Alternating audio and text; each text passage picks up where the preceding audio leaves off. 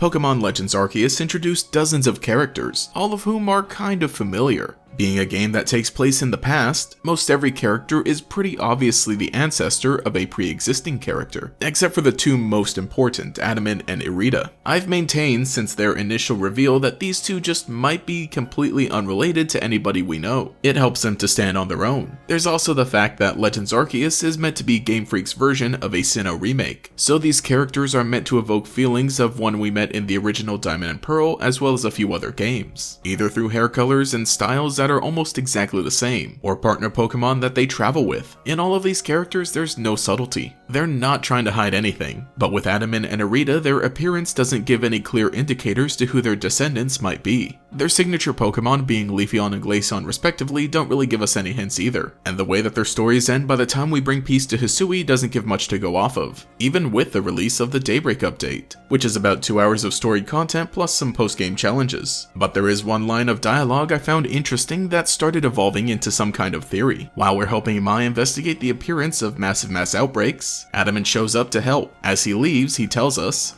"I'd love to stay and talk, but I've got an appointment with that Benny fellow. I've been trying to get him to teach me his tricks. I want to know his recipes and his ninja tricks." And this really got me thinking. Benny was one character I ended up really liking, being the seemingly mild-mannered cook who at the end turns out to be Kamado's best friend and right-hand man, a straight-up ninja to Lord Kamado who serves as a surprise battle. Of course, once we save Hisui, he goes right back to being a cook, but will pull out his ninja skills yet again for an optional post-game battle. He tells us, "Doesn't matter who wins or loses, I'm here to show you how a ninja fights, the style of a dying breed." Upon losing, he says, "It seems my ninja techniques will soon be consigned to history." And while hanging around Jubilife, he mentions, "I did what I came here to do in Hisui. Now I suppose it's time for me to head someplace with a more agreeable climate." From here we learn that Benny is just tired. I can relate. Now that Jubilife Village is all built and legendary Pokemon have stopped going wild, he plans to move somewhere else. We can guess that he ends up moving to Vernaturf Town where Wally's family would end up living, because Benny is pretty obviously Wally's ancestor. Same hair color, same hairstyle, and same signature Pokemon. And while that's a nice end to his story, it all basically means the end of his ninja legacy. Wally and his family aren't ninja in the future, and Benny himself seems to think that their time has come, so he won't be passing his techniques down to his own family. But if Adaman will be learning from Benny, could that mean he ends up being the one to keep the techniques alive and start a new legacy? Immediately I thought of Koga, basically the only other ninja we see in Pokemon. Adamant has blue hair and Koga has bluish green,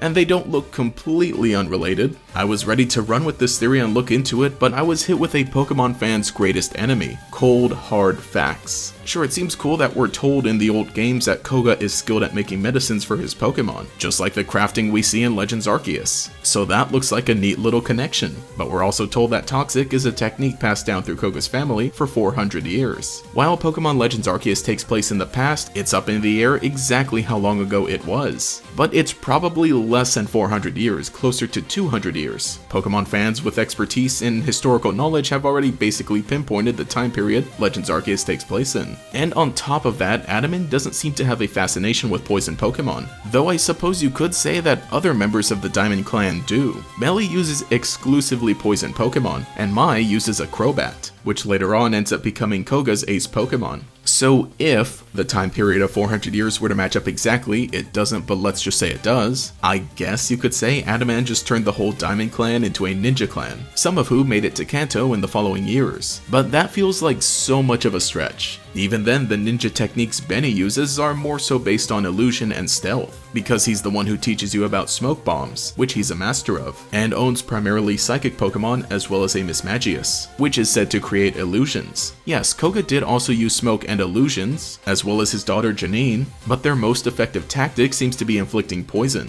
with the power of poison-type Pokemon. But also Benny does have a Sneasler and a Roserade, which are in fact poison types. So after all of this, why not just cut out the middleman Adamant and attempt to connect Benny and Koga directly? Maybe Benny initially split off from the same clan that Koga comes from. There's some good evidence for Kamado and Benny coming from Johto, which is right next to Kanto. This is expanded upon in some theory videos that you should check out, and I'll try to link at the end and in the description. So I'd say it's possible, but in the end there's no real evidence for them being directly connected. In the main series games, we've only seen 3 ninja characters and 2 of them are related and in the same household. So So I just might have expected something to come out of this. Of course, in a spin-off game, say like Pokemon Conquest, you'd expect there to be more than just a handful and for them to be more organized, which is the case. Whew, dang. But the main series has just 3 main characters now: Benny, Koga, and Janine. Aside from that, there's just a surface level trainer class. Interesting though that the Ninja Boy trainer class is one we've only seen in Hoenn and Sinnoh, 2 places Benny would have traveled to in the past. And they all use bug or poison types like we've come to expect from Koga and Janine. There are a lot of threads that just start here and there, but nothing really ties together. Looking into all of this, it felt like such a weird tangent, and I'll be honest, I was kind of disappointed to find basically nothing. After I got all excited that Adamant said he'd be learning ninja techniques from Benny. He also said he'd be cooking too, so maybe he just made the wise choice to pass that down. It all just comes from the fact that every other character is blatantly someone's ancestor, while Adamant and Irida are not. Which, by the way, don't even get me started on Irida because I have nothing. I should probably just go back to my original theory that they're just completely new characters. I know, a revolutionary idea. But if anything, I think that having both Adamant and Irida the way they are makes the world of Pokemon seem even more vast and timeless. But anyway, hey, this is GatorX, and I want to thank you all for watching and supporting, especially channel members like Justin R. If you want to become a channel member as well, you can get your name shouted out here at the end screen and get some access to some cool special emotes in the comments and live streams. This one is one of my favorites. Anyway, you can follow me on Twitter as well, but this has been GatorX, and I'll catch you all later. ポケモンゲームの最新作は6対6の大バトル。ポケモンと武将たちの戦が始まる。ポケモンプラス信長の野望。 Born in darkness, living in darkness, such is the fate of the ninja. I am Aya, ninja warrior. But don't you think that color's a little bright for a ninja?